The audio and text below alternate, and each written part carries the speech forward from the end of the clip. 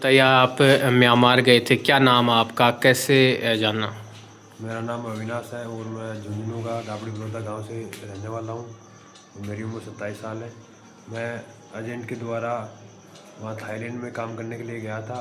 वहां से मुझे म्यांमार के लिए डोंकी मरवा कर वहाँ ले गए और वहाँ ले जाकर स्कैमिंग का काम मेरे द्वारा करवाया जा रहा था। कितने पैसों के बारे में बताया गया, सैलरी वगैरह कुछ? मुझे 80,000 रुपये प्लस बोनस लगा के 1 लाख रुपये बताया गया था। वहाँ जाकर क्या हुआ, पूरे वाकया जो? वहाँ जाकर मैंने 1 महीने काम किया। 1 महीने तक मुझे कुछ नहीं मिला। उसके बाद ऐसे हमें मौका मिला तो हमने वहाँ से भाग के और थाईलैंड आर्मी के पास रेंडर हो गए। वहाँ पर बताया जा रहा है कि म्यांमार में कुछ हमला वगैरह हुआ था, कैसे हाँ, क्या हुआ था? पूरी कहानी एक बार जो वो आंखों हमला देखी। हमारे आने के बाद हुआ था, उसमें हम आंखों से नहीं देखा था उसको हमने। कौन सी जगह रहते थे आप म्यांमार में? म्यांमार में मेवाड़ी के पार्क वन में रहते थे हम। थाईलैंड जाने के बाद कैसे आपको ले जाया गया वहाँ पर? थाईलैंड जाने के बाद पहाड़ों के रास्ते गाड़ियों से और बाइकों से हमें ले जाया गया। बताया जाता है कि वहाँ पर कुछ लोगों को गोलियां भी मारी गई है, ऐसा कुछ हुआ था? हाँ, ऐसा हमने देखा नहीं है लेकिन सुना जरूर है। वहाँ पर जैसे साइबर का काम करवाया जाता है, किस प्रकार का काम था वो?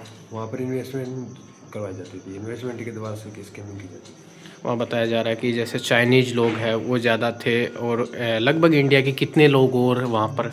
लगभग इंडिया के हज़ारों लोग फंसे हुए हैं वहाँ पे। आपके साथ में कितने लोग निकल कर आए लगभग? मेरे लागे साथ में करीब 400 लोग निकल के आए हैं। जैसे बताया जा रहा है कि नदी पार कर कर वो क्या क्या चीज़ें ऐसी थी वहाँ पर? हाँ, वहाँ से जो आर्मी है वो आर्मी नदी पार करवा देती है। नदी पार करवाने के बाद सारा काम है जो थाईलैंड आर्मी करती है।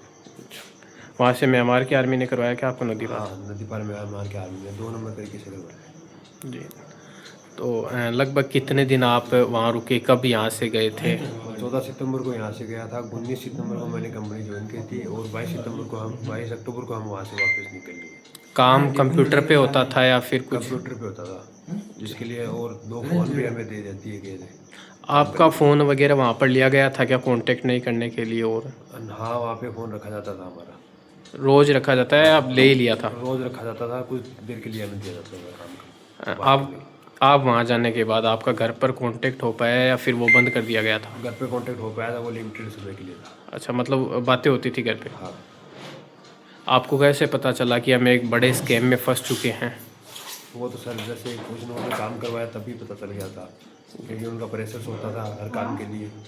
ये हमें पता चल गया था कि स्कैम हो रहा था। क्या टास्क दिया जाता था, किस प्रकार काम होता था वो? टास्क वहाँ हर दिन यूएस साइलेंस के नंबर निकालने होते थे। उनका टारगेट दिया जाता था कि अगर नहीं निकलते हैं तो भी पनिशमेंट वगैरह दी जाती थी वहाँ। प्रतिदिन लगभग कितने रुपए का स्कैम पर करवाते थे एक व्यक्ति से? सर इसके बारे में मैं कुछ नहीं बता सकता क्योंकि वो उस लेवल तक मैं पहुँचा नहीं था।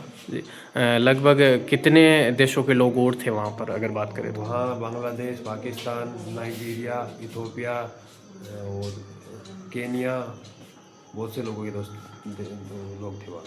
आपका नाम? मेरा नाम अविनाश, निवासी? दावड़ी बलौदा।